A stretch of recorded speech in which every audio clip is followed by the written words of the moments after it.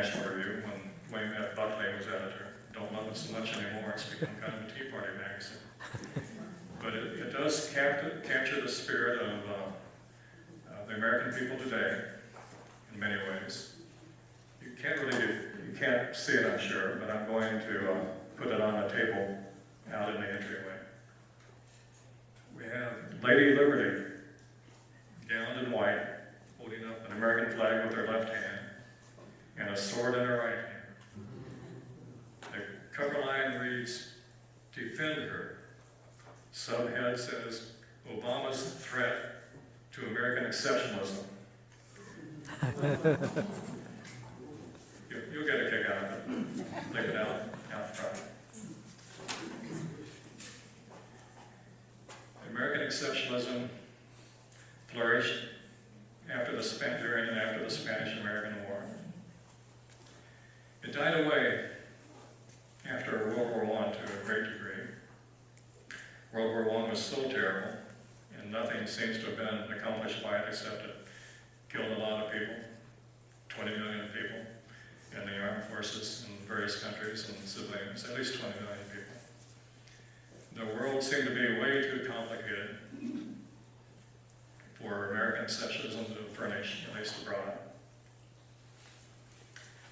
But after the fall of the Soviet Union, by golly, it was back. We defeated the evil empire.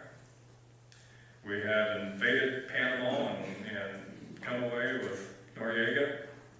The American military knew what it was doing, and we knew what we were doing as a country.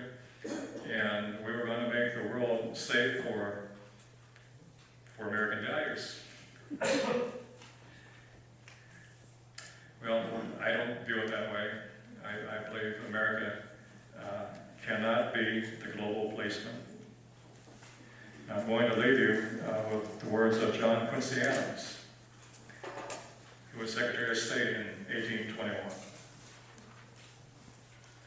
"What has America done for the benefit of mankind?" he asked. "Well," he said, "she had proclaimed in mankind the inextinguishable rights of human nature as the only lawful foundation of government. She had consistently held forth to all nations the hand of honest friendship. She had spoken, though often to disdainful ears, the language of equal liberty, of equal justice, and of equal rights.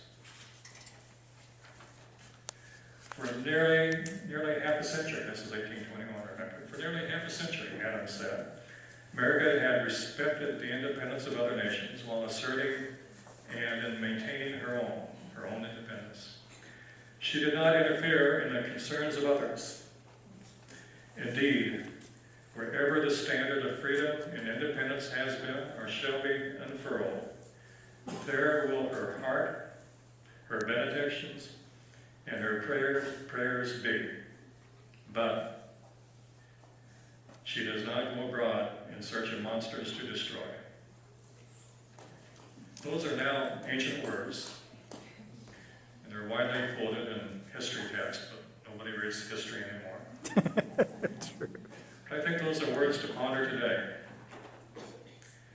America is a powerful nation. Its stated values are pretty good, so far as I'm concerned. Sometimes it does have to act in other parts of the world, but it ought to do that in a humble and careful way, one that is respectful of other people. It should not continue to think it has the right to police the world. And I have to say that STRATCOM is the cop on the beat, so to speak. STRATCOM is right at the center of the campaign to police the world. I don't know what to do about it, except to say once again, we should all become, I'm sure you are, we should all be politically active. We should support people who we think will make a difference. But I also argue that we should also support people who can actually be elected, which is not always the case.